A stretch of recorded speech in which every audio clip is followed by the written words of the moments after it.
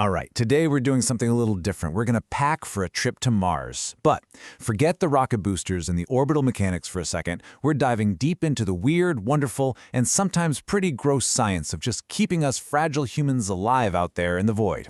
All of this is inspired by Mary Roach's fantastic book, Packing for Mars. So imagine this. You're packing for a 3-year mission to the Red Planet. What do you bring? I'm not talking about extra socks or freeze-dried ice cream. No, the real packing list, the one that actually determines whether you survive or not, is way more personal, it's way more bizarre, and it has everything to do with the messy business of just being a human being. Yeah, it turns out the biggest challenges of space travel aren't waiting for you outside the capsule, they're locked right inside it with you. So, come on, let's build the ultimate unspoken packing list for surviving the final frontier. First up on our list, and honestly this might be the most important thing you pack, you have to pack for your own brain. Because space is beautiful, it's awe-inspiring, but it is also a profoundly dangerous place for the human mind. Now, this quote, it might just sound like one person having a really bad day, but it's not. It actually describes a very real thing that psychologists have studied in all kinds of extreme isolation, from Arctic outposts to submarines. Psychologists actually have a name for it: irrational antagonism.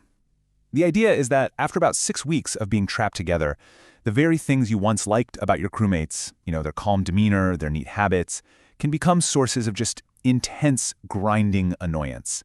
That calm personality you used to admire, suddenly it feels like infuriating laziness.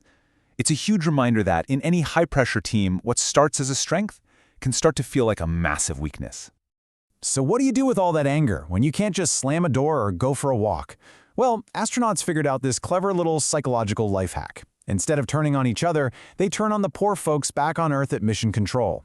In psychology, it's called displacement, and it turns out to be a much safer way to blow off steam for the crew's harmony. A perfect example? Take astronaut Jim Lovell during his 2-week Gemini 7 mission. He wasn't really mad at his crewmate. He was absolutely furious about sandwich crumbs floating around. In that tiny, high-stakes capsule, every little frustration just gets magnified into this huge grievance.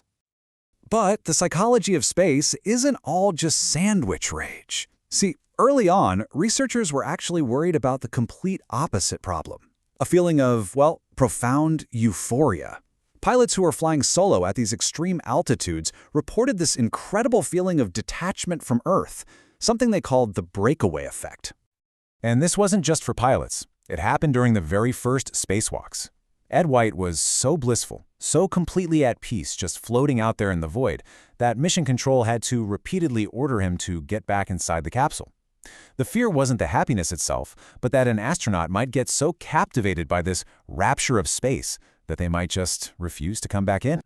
Okay, so it's not just your mind you have to pack for. Your body also has to deal with the sheer physical weirdness of being weightless.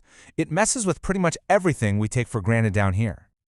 I mean, just think about it for a second. We rely on gravity for almost every basic biological thing we do. So without it, the simplest acts, like taking a sip of water, suddenly become these dangerous adventures in physics. You can't just drink from an open cup. Nope. Early experiments showed that without gravity to hold it down, water just floats out in a single wobbly mass. And if you try to drink it, that blob could cover your nose and mouth, creating a very real sensation of drowning. In space, you have to completely relearn even the simplest things. And then, oh boy, then we get to the most infamous challenge of all: the space toilet. It's an absolute marvel of engineering, but it requires astronaut-level precision. You literally use a camera to get your alignment just right over this tiny 4-inch opening. You hit a switch to activate an airflow system that basically works like a vacuum cleaner, and you just hope for the best. Because if you miss, the whole toilet can break, and the cleanup is, let's just say it's not in the glamorous part of the job description. So how on earth do you prepare for all of this psychological and physical strangeness? Well, before you even think about leaving the planet, you have to pack experience. And that means going through some of the most surreal and grueling simulations you can possibly imagine right here on Earth.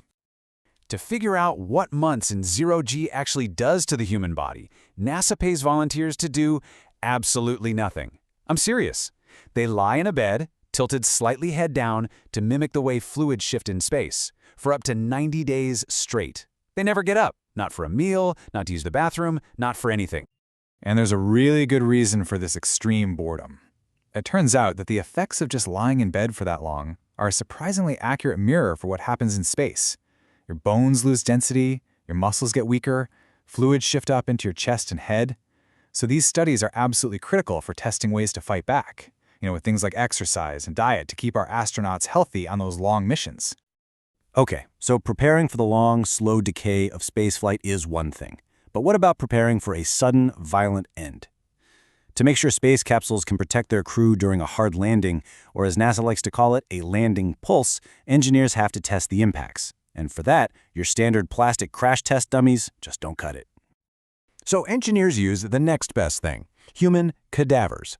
Donated bodies are outfitted with all kinds of sensors and strapped into seats to measure the brutal, real-world physics of a crash. I know, it's a jarring thought, but this research is what helps engineers design safer seats and restraints that ultimately save the lives of the living astronauts. So after all of this, all the bizarre, difficult, and incredibly expensive preparation, from psychological screening all the way to crash testing cadavers, we have to pack one last crucial thing, a really, really good reason for going at all. $500 billion. Let that number sink in for a second. That's a high-end estimate for what a single human mission to Mars can end up costing. Just for perspective, that's roughly what the entire Iraq war cost. It is a truly astronomical amount of money. And this, of course, kicks off a huge debate. Robots are way cheaper, they don't get irrational antagonism, and they definitely don't need toilets. But humans bring something that robots just can't: intuition, adaptability, and the power to inspire us. A human can see some weird colored rock out of the corner of her eye and just decide to go check it out, something a robot that's programmed for a specific task might completely miss. As the old aerospace saying goes, no bucks without Buck Rogers. People get excited about people, not just machines. Which brings us right back to the final, biggest question. After you account for all of it, the psychological meltdowns, the floating blobs of water, the complicated toilets, and just the sheer unglamorous messiness of being human, is it all worth it? Is the goal of planting a human foot on another world worth the incredible cost and all this trouble? That's the ultimate question we have to answer.